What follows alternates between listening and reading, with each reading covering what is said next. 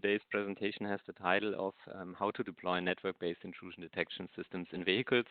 And my goal is today to share with you some experiences on, let's say, the deployment of network-based intrusion detection systems in vehicles from our practical daily life, but also, let's say, for sure, give you some information on what actually we as Ascript can bring to you as products and services in this area, which are available as of today.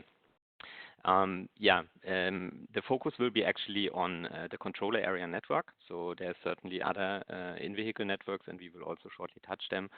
But the focus will be on the controller area network. Okay, let's get started.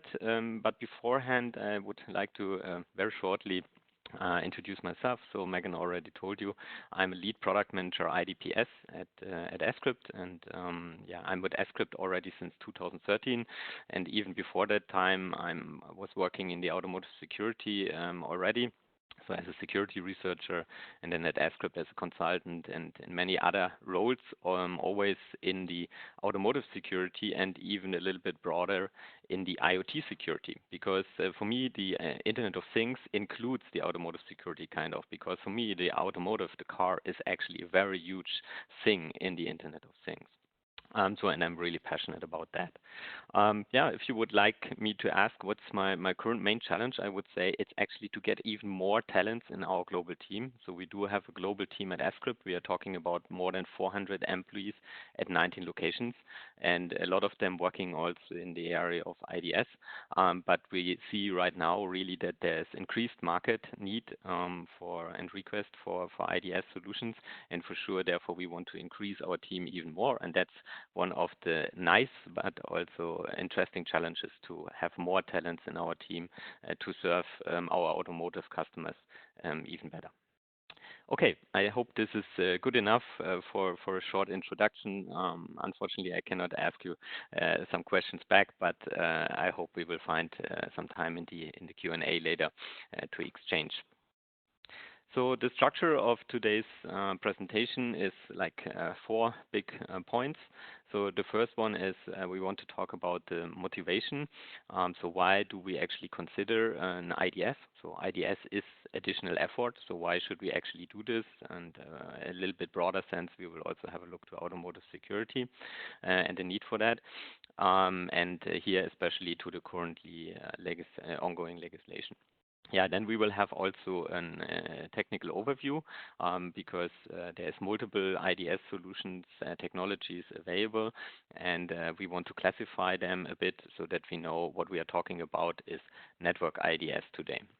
And network IDS here, as mentioned beforehand, we will focus on CAN and CAN-FD. So therefore, I will give you a very brief introduction into CAN and security of CAN. It's really just 2 slides, and if you know that already, you can have a coffee at that point in time. But I think that's very valuable information to help you to understand the further concepts introduced. We will talk also about how to apply IDS systems, network IDS systems in current vehicle architectures and upcoming vehicle architectures.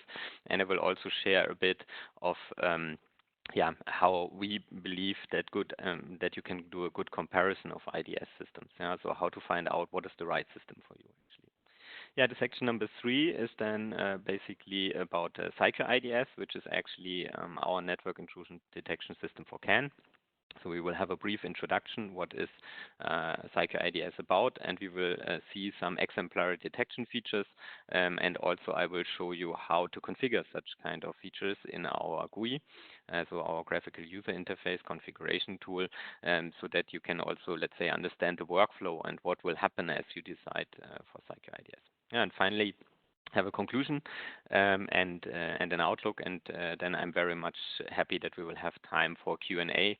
So roughly 15, maybe 20 minutes for Q&A. So please really feel encouraged to ask questions in the Q&A field, so that I can provide even more information to you after the presentation. All right, let's get started. Yeah, so why actually is automotive security that important? So the point here is that we see an increasing threat landscape. That means that, let's say, each and every year, basically, we see new attacks published in especially the research community, but now also quite visible, I would say, to the normal public world.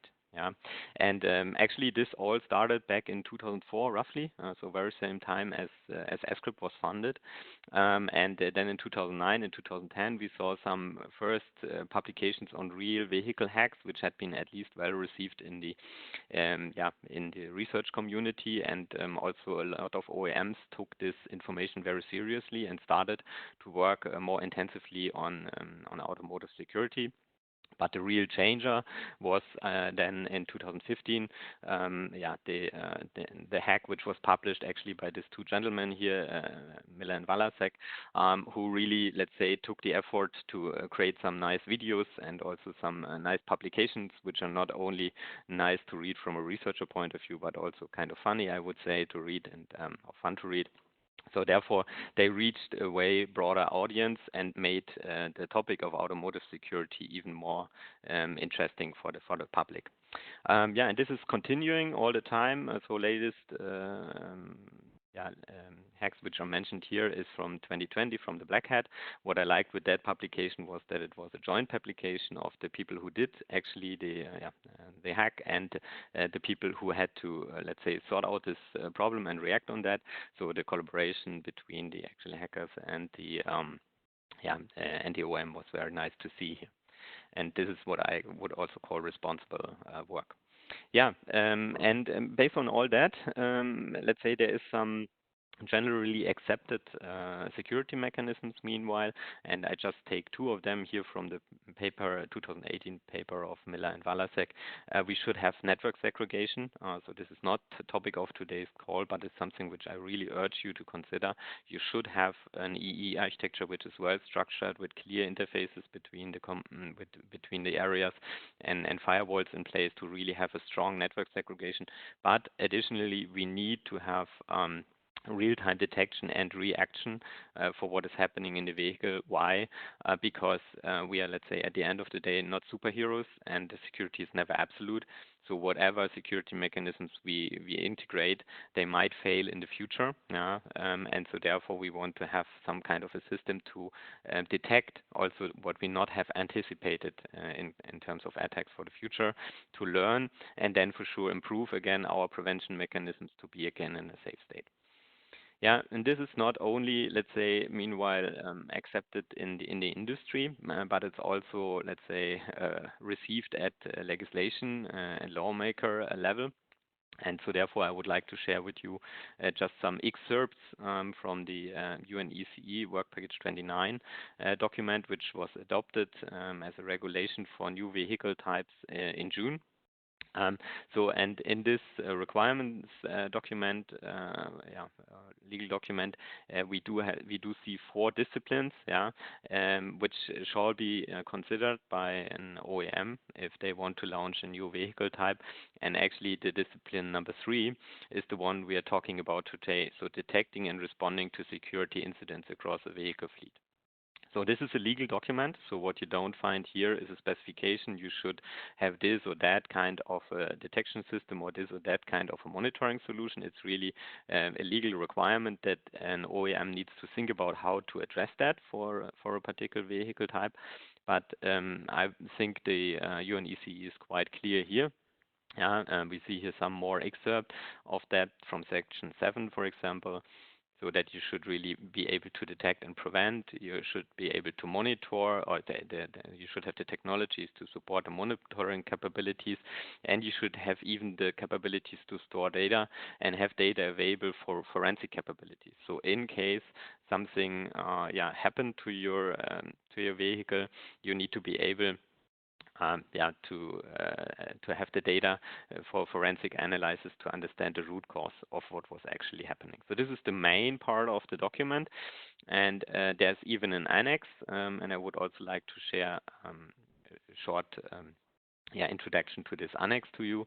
And here what we see is basically, I would call it a very simplified threat and risk analysis for a car.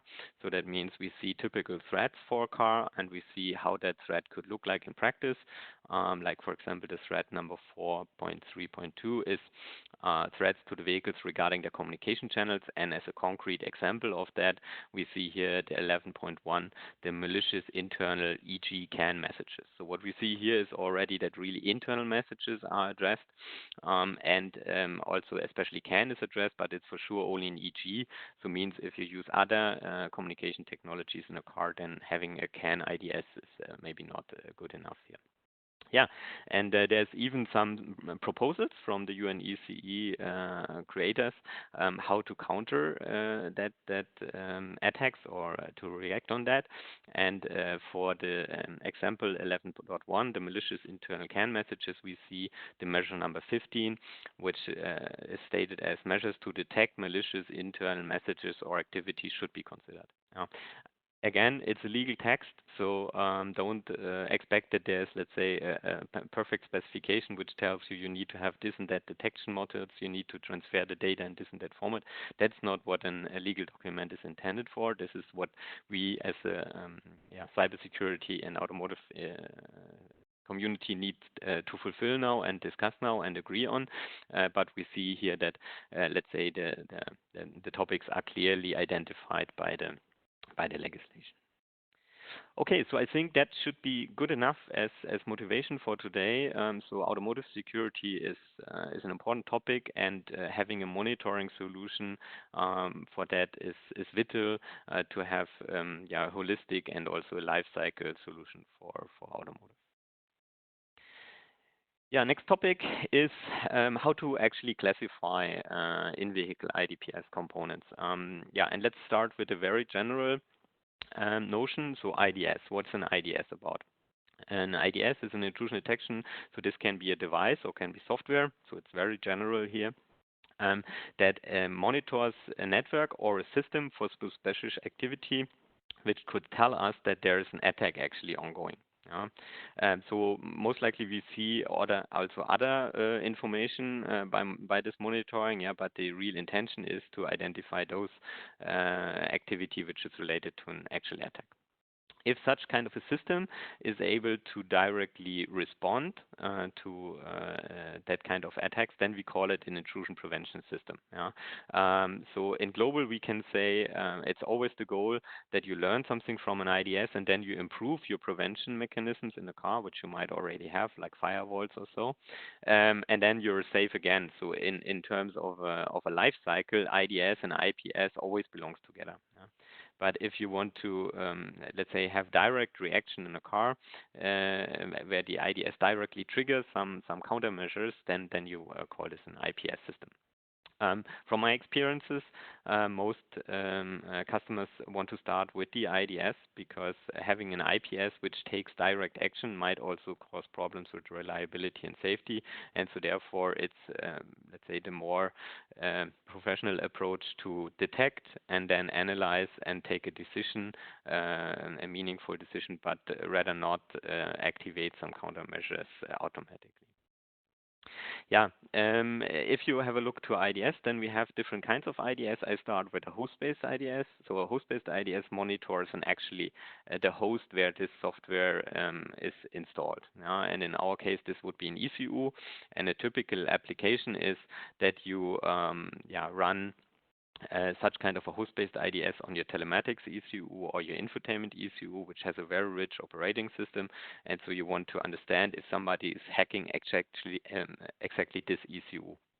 And that's important information because then you can counter that already as somebody is starting to hack via a remote connection. But on the other hand side, with a host-based IDS system, you just see attacks related to this host. And what you actually, at the end of the day, want to do is you want to have a whole overview on what is happening in terms of security in your car. And there, a network intrusion detection system is a good solution because a network intrusion detection system is monitoring all communication in a car. you find the optimal place for integration, and looks for anomalies which can be related to ongoing attacks. And this is what we will focus on today, the network intrusion detection system. You can even, let's say, have multiple of these instances in a car, and you can even have a mixture of host-based and network intrusion detection system, and we tend to call it a distributed IDS system, and if you have a mixture, we even call it a hybrid intrusion detection system. So that means you basically can have a good selection of IDS components in a car, and the combination of it will be actually achieving the full coverage of a car. Yeah, that is the in-vehicle portion. Beside the in-vehicle portion, we also need to see that, let's say, an IDS in a car is not, let's say, by itself a solution to everything. So, especially if you meet people who try to tell you that an IDS is the silver bullet for everything, be very careful with that.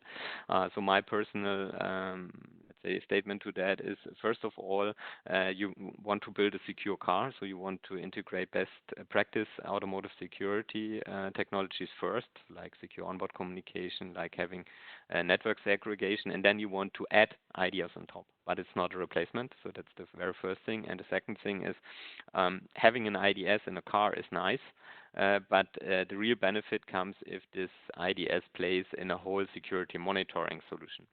And that is depicted here.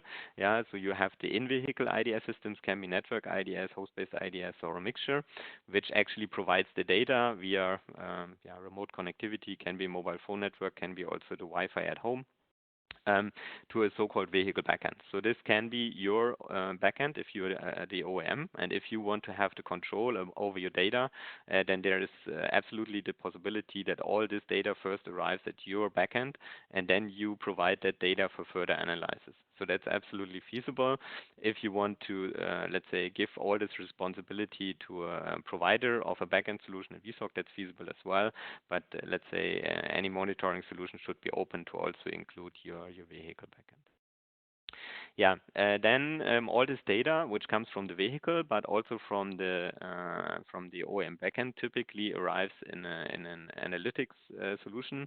We tend to call this SIEM, a security incident event monitoring system, and this is basically a huge data storage for all these events. Also, some may be triggered from the vehicle backend or additional context information, like for example the software update status of a car. And it's stored there, and it's a nice technical solution. You can have dashboards, you can have automatic analytics, and all that kind of stuff to visualize and search in the information. But let's say from our experience, it's still only part of the story, because what you actually need is security specialists, forensic specialists, which actually work with this data, dig into the data, find new threats for your vehicles, identify those, and basically develop the corresponding countermeasures to that. So this is what we call a security operations center, or more concretely, vehicle security operations center. That is so the organization to really work with this data. Yeah. And actually, if you consider to build such kind of a monitoring solution, you can create a technical infrastructure on your own. You can also create the organization, the VSOC organization on your own.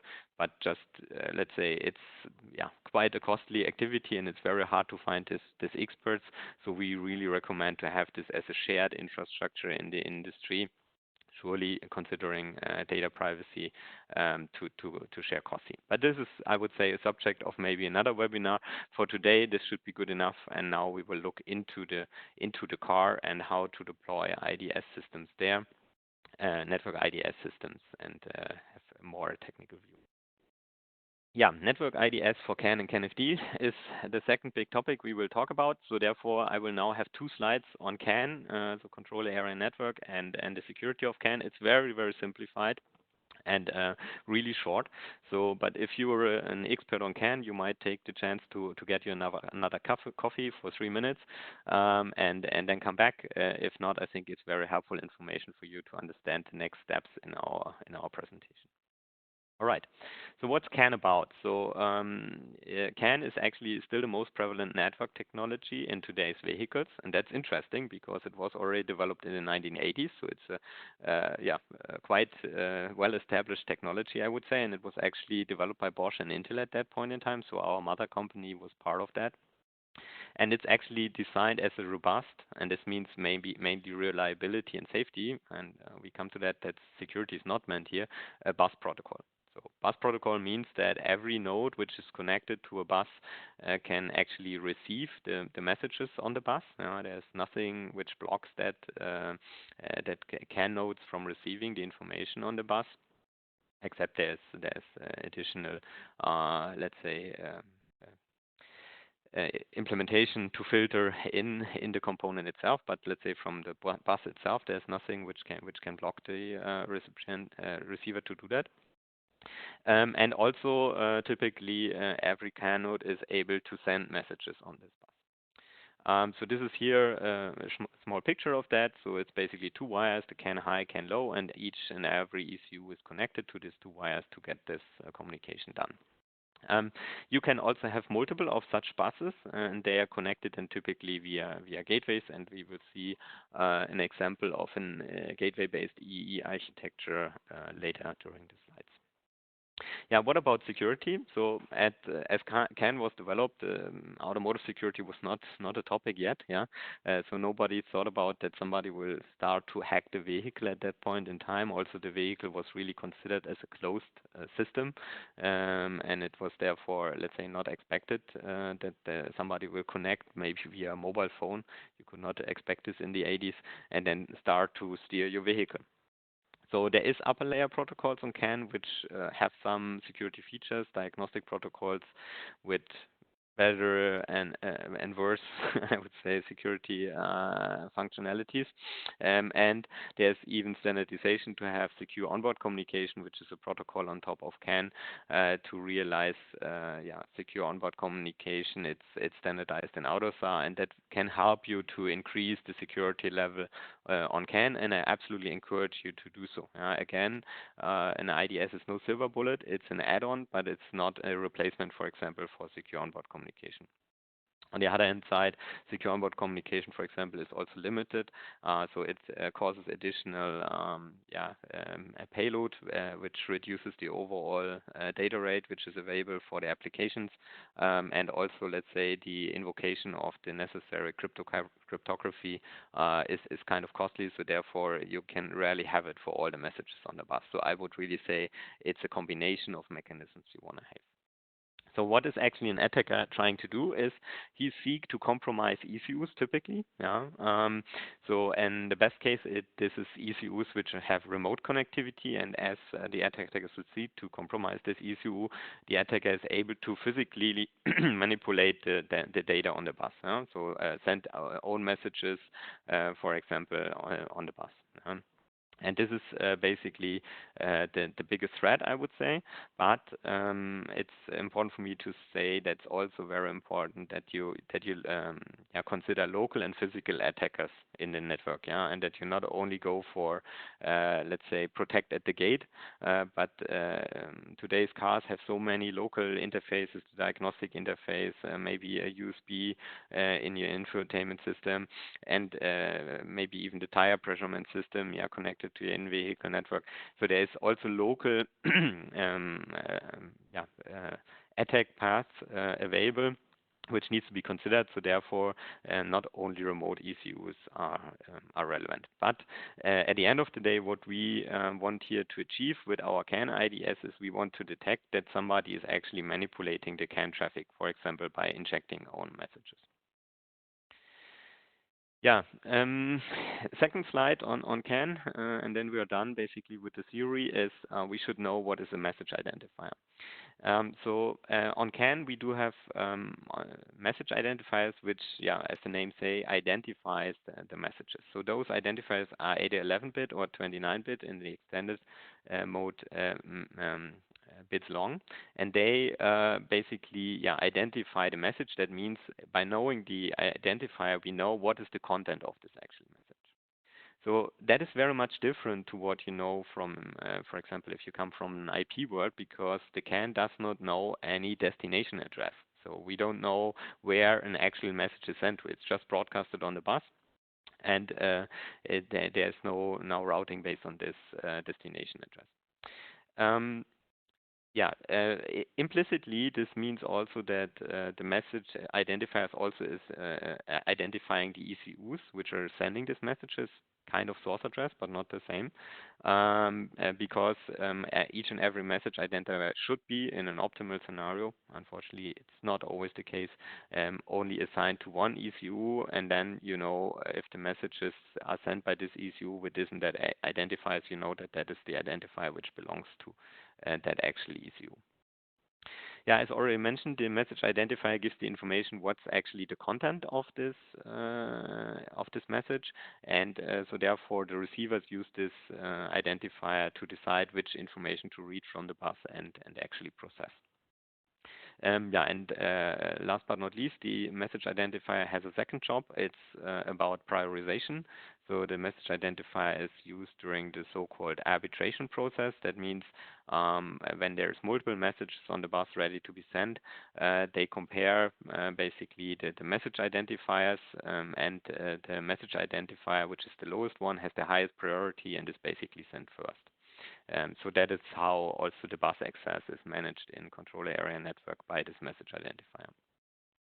Again, if we shortly talk about security, what does this mean? It means that each and every attacker is able, if they compromised an ECU, to send messages with a faked message identifier, and so therefore make other ECUs read their information.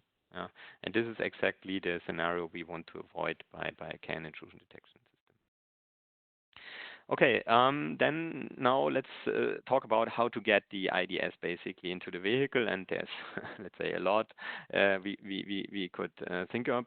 This is just, let's say, one of the questions. So the one question is where to place an IDS.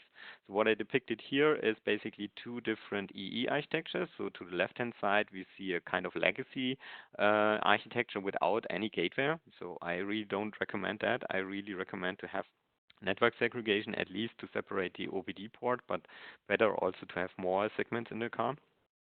And on the right-hand side, we see a typical architecture using a central gateway.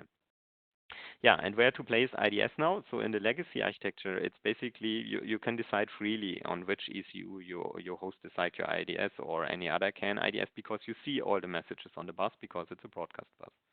Still, you can have multiple instances, and that is something which is very interesting, because by that you could also in a legacy EE architecture integrate IDS by, for example, sharing the load which is caused by the IDS into two different modules. So if this is your legacy EE architecture, you may have some performance left in the let's say the engine control unit, and maybe something in the body computer, and by having the IDS split to both models, you can still achieve an IDS even with the scarce resources. If we have a more centralized architecture, we want to start with an IDS from the gateway, because from here we can see most of the things. Yeah? But for sure, also here you have the chance to run multiple IDS instances, for example, for load balancing in between such instances. Yeah, if you move already on to a more sophisticated architecture, like including Ethernet, as we can see here, then let's say you still, the proposal is to start with an IDS, a network IDS from the gateway, but it's very important that in this scenario you also include the subdomains, because if you don't have the subdomains monitored, you cannot see what is happening actually down there in the different domains. So therefore, especially if you have a structured network, and this is also similar if you have a zone-based EE architecture, it's really recommended to have multiple IDS instances to get the networking done in the whole vehicle. Yeah, this is basically what I want to tell you about CAN and CAN security, and what is actually the goal of a network intrusion detection system for CAN, and how to deploy this in different EE architectures.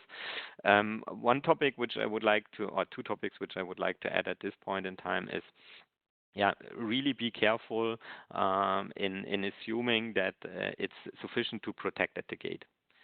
Today's use cases for cars often have very interesting behavior with respect to security. And you can see, for example, end-to-end security communication which reaches deeply into the in-vehicle network. So let's say an end-to-end connection from your ECU downloading map updates to a backend directly. So this is a direct end-to-end secured connection. Say, sure, it's your decision if you want to do this or not, but if you have that, and that could lead to the situation that the exploit is actually happening deeply inside your vehicle, because there it's where the data is processed. So therefore, be careful with the protect at the gate strategy. That's the one thing which I would like to say. And the second thing here is, let's say, how to find a good IDS solution for you if you talk about a network-based IDS. So there is basically a lot of research done in the past on how to compare IDS systems, and I can tell you there was also a lot of benchmarkings done where basically IDS systems have been compared against each other.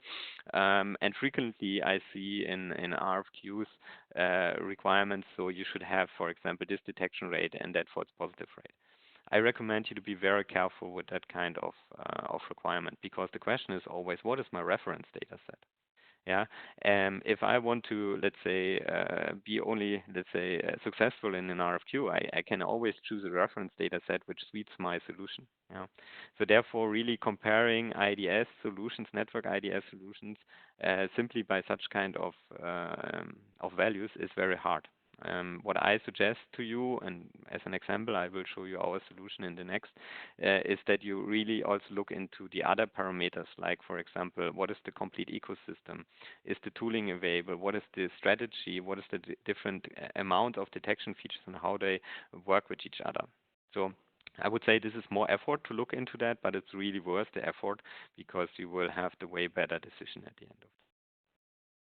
Yeah, let's do this. Let's move into a little bit deep dive of Syclo IDS and what it's actually about. It's a good example of a CAN based network IDS, and I think let's say our introduction here, including the configuration walkthrough, will help you to understand what's coming if you choose to introduce such kind of solution. So Syclo IDS is an intrusion detection system for automotive. So it's not simply copy-paste from the enterprise IT world. It was really developed for automotive. And the solution is basically analyzing any CAN traffic in the car, which is forwarded to the solution. What's the solution about? It's basically a small library written in C, which is integrated into your ECU, and then you forward the traffic from the bus to this library, and then the library will do the analysis, and we will check for anomalies.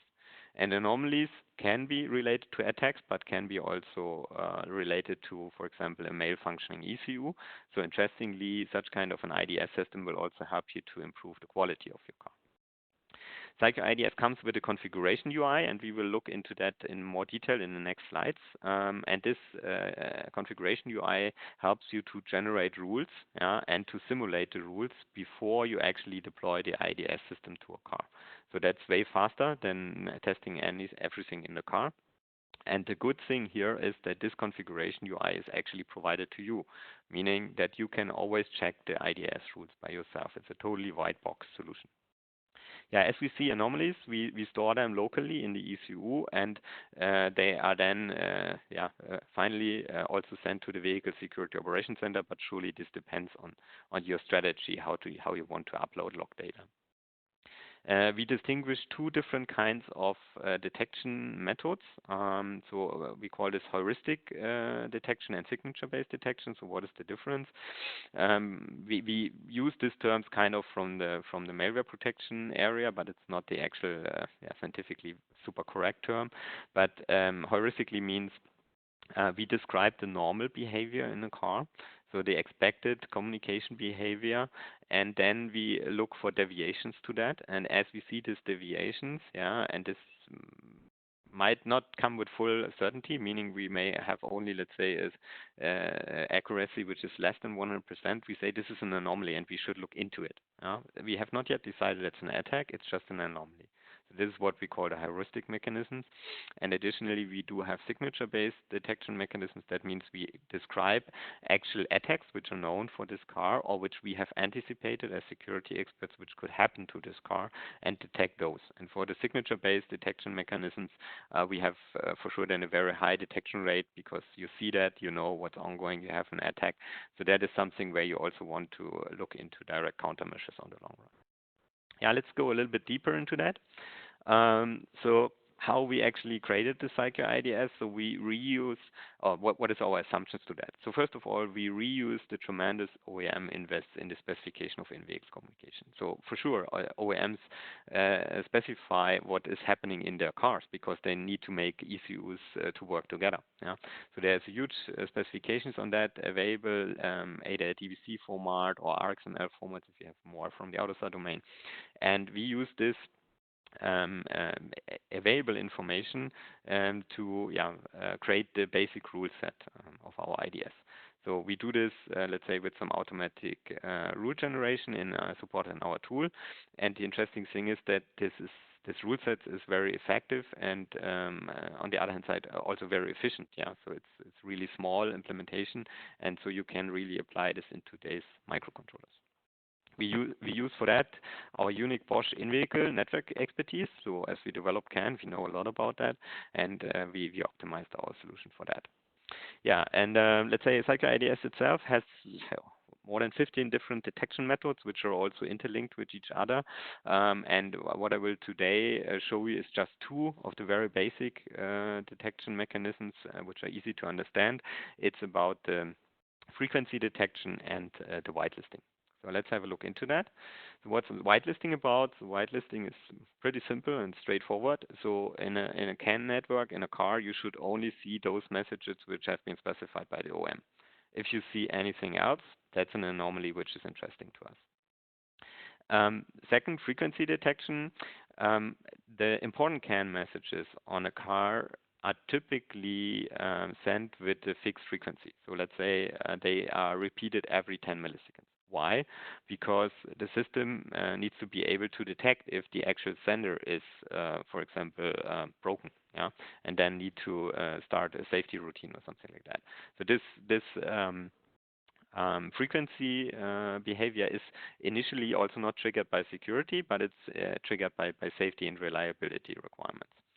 And what we can now do is basically in our Syclo IDS configuration tool, we can configure this information. And for that, I depicted here how the configuration workflow looks like, and we will see the screenshots a little bit bigger soon. So what we actually do is we import DBC and RXML information. So this is really a good starting point. You can also create the configuration totally manual. That's absolutely feasible. But if you have DBC and RXML available, that makes your life way easier. So then we automatically create and modify rules based on this information. So you can, for example, select all the messages and say, create a frequency rule for me with default values. And then we will simulate these rules using real vehicle traffic, so some traffic which is recorded in the vehicle. And based on this simulation results, we will automatically optimize such kind of rules. And this is like an iterative approach. And then we can deploy the rule set to the vehicle and maybe start from scratch if we have an updated DBC RXML file or if we want to consider new attacks. So let's look into how this works in Syclo IDS. So this is the main window, and as you can see here, I blurred out some areas in this screenshot. Why? Because this is confidential information, really. So the GUI is really holding a lot of our IP, and so therefore I really today only show the topics which are, let's say, I would say pretty basic, yeah.